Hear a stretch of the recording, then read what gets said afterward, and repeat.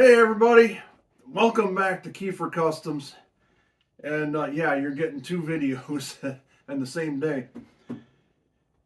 I mentioned in my last video with the WPL, I had another project going on that has priority over everything else.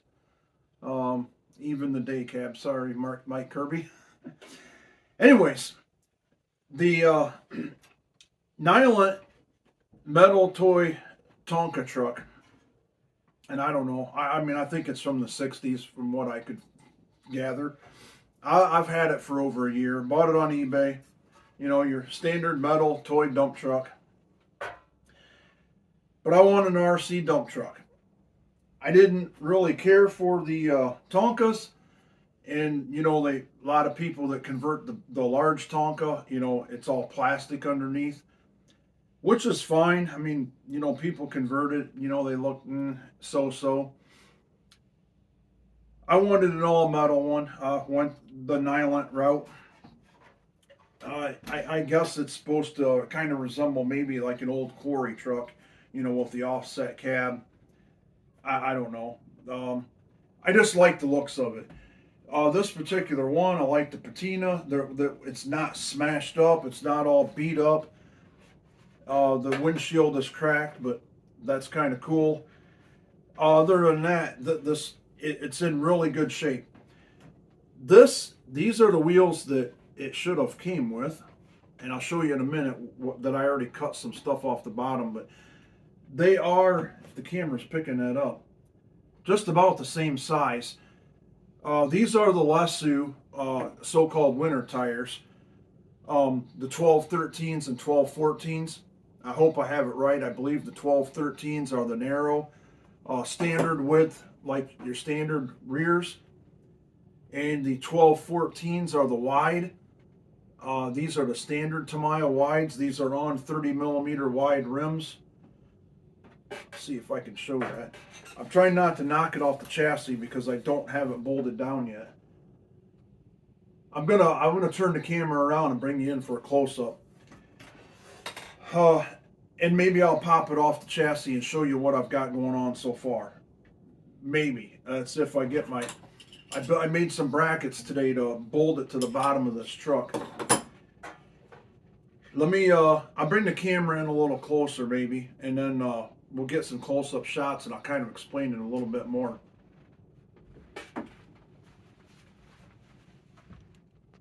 Couldn't find any just stock Tamiya. I mean, I even got on some Facebook forums, all the people I know, just some standard King hauler, Grand hauler, globe liner chassis rails.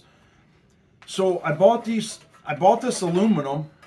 I don't know if the camera is really going to show it. Try to show the back.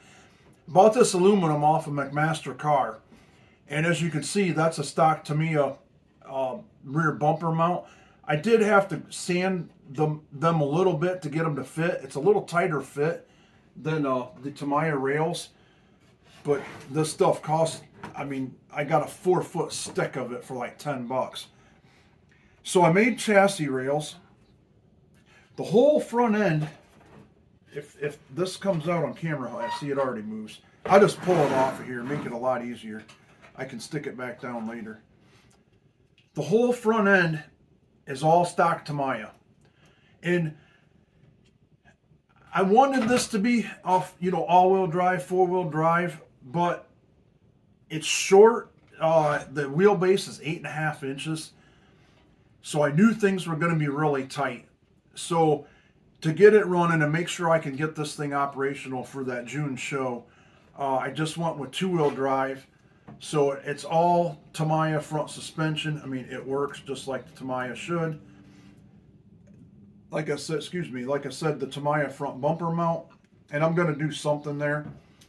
I made a plate for the servo. It's a 40 kilogram.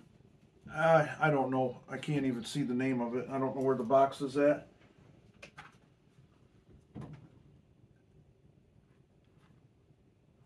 I can't even read it. X servo? GX servo. 40 kilogram. I don't know. It wasn't $20. I'll gamble.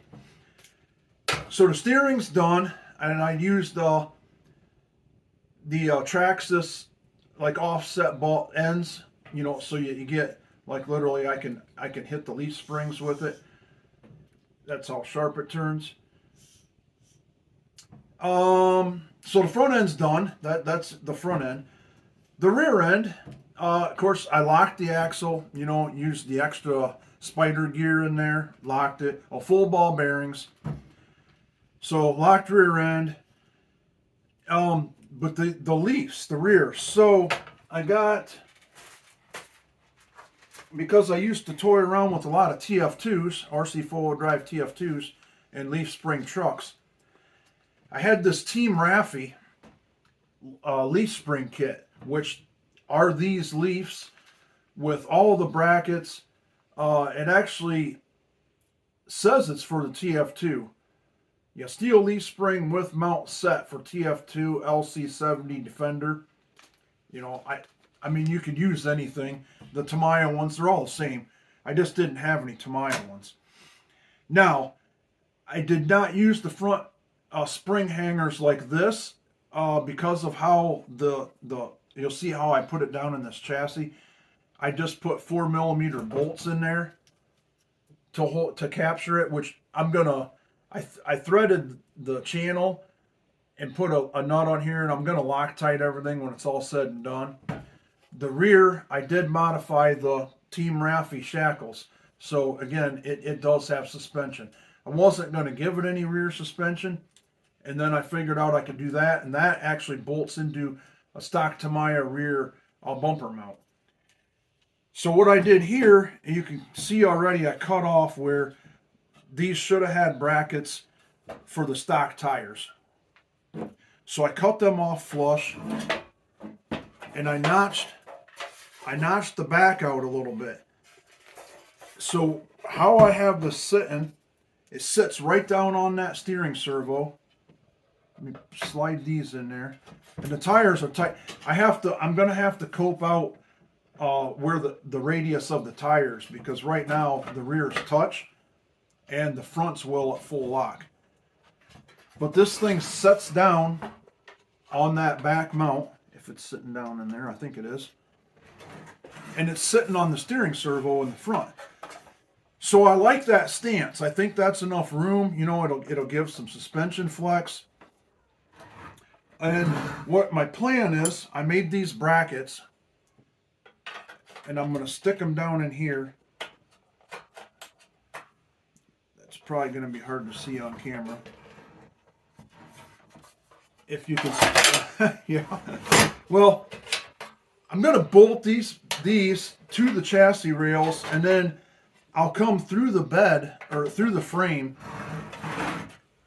and put a couple holes in this. So what I ultimately can do is, lift the bed up, take a couple 4 or 6 bolts out, and then the whole thing will come off.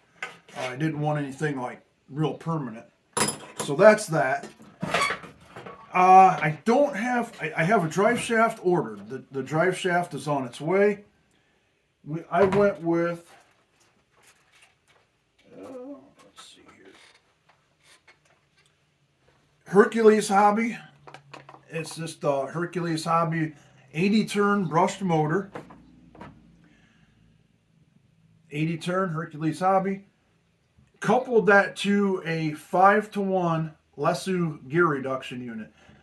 And I've always wanted to build a semi with the Lesu unit, and not the 3-speed Tamiya transmission. And after seeing this, that's definitely the route I'll be going. These things are built. And, when I had to take it. Now, if you've never done one, and it comes with directions to not clearly explain, but in pictures show you. Yeah, I had to cut 8mm off the shaft of the motor in order for the motor to sit in where it needs to be. And then you have to press the pinion gear onto the motor. I thought I was going to have to heat it, but I used a little brass drift, and it's on there tight. I did hook this up to a little 3-volt, and man, these things are smooth and quiet. So what I did is took some more of this chassis rail mount, and I made some brackets. And this thing is actually going to sit down in here. Here again, I'm going to drop this probably. Everything's going to fall. It's going to sit in here like this. Well, maybe I'll turn it around so it's pointing in the right direction. How about that? There. It's going to sit in there like that. I'm going to bolt it to the frame. So I needed about a 4¼ inch drive shaft. Like I said, it's on its way. That's the reason for the notches in these brackets. Once I get that drive shaft figured out, if I have to move this a little bit, that notch will clear those mounts so that I have that full 3 inches across there to bolt this thing to the truck. So it's going to be a slick setup, but that's where I said this thing would really be tough to make it 4-wheel drive, being as compact as it is. I'm not going to get it out of that box, but like I said, I have a WPL FJ40 that's all metal. Metal rear ends. It has the metal gearbox in it, metal drive shafts. I mocked that up. It would work, I guess. Not quite as beefy as the Tamiya parts, obviously. So I just didn't want to go that route, but you would have your 4-wheel drive if you did that. So this is the reason I did it this way. That and with the 2-wheel drive, I mean, this thing's going to turn pretty sharp, which is going to be pretty good. So this is where we're at. I'm going to get these brackets bolted on it tonight. I'm going to power it with a Hobby Wing 1080, Quick Run 1080. I don't know. I use these in everything. You can't beat them. They're cheap. They work. They're waterproof. 3S. I'll be running this on 3S. When I get that far, my plan, and see, so like everything works like that. I'm going to put, I believe I'm going to put it'd be 2-inch stroke, so they're actually 4 inches long. I'm going to put 2 actuators on the side because I think it's going to be too hard to get a single long one in the center to get it to dump. But I've checked everything out, and I think if you get something that will take this up 2 inches, it's going to dump, hopefully. So that's it so far. There'll be a couple more videos to this, obviously. Maybe more this weekend when I need the drive shaft. If I get the drive shaft, I can get it running. If I get the chassis mounted down in there. I'll be using a FlySky FSI 6S.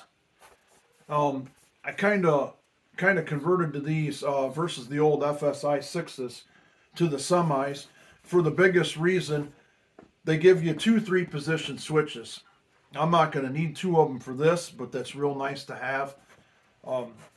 These are like $70 on eBay. So I need that 3-position switch. Now, if I was going to use the Octronics, or I believe, now I just drew a blank. There's another brand of actuators that are actually servo actuators, meaning you can plug them right into your servo port on your receiver, and it will work just like a servo. So any 3-position switch will run those. Problem is, they're good. Don't get me wrong. High-Tech makes them. Also, they're $100 a piece. So you're looking at $200 if I wanted to put 2 of them on this. I'm not going to do it, at least not right now.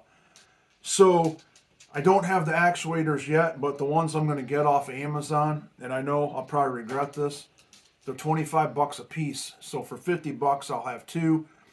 They just have a red and black wire, so they need to be run by a speed controller. They don't have the board in them to run right out of your receiver. So, and I'll get that too. I'm going to run the Hobby Wing 1060. I believe it's the 1060. The 1060, they're $20, $22, and I've run actuators with them before because that speed controller gives you the option of forward, brake, reverse, forward, reverse, and something else. So just there's a third option there. And to run an actuator like that, you need the forward and reverse, and that will work with the three position switches on the Fly Sky. So that's where we're at with the Nylint dump truck. Until the next video, we'll talk to you guys later.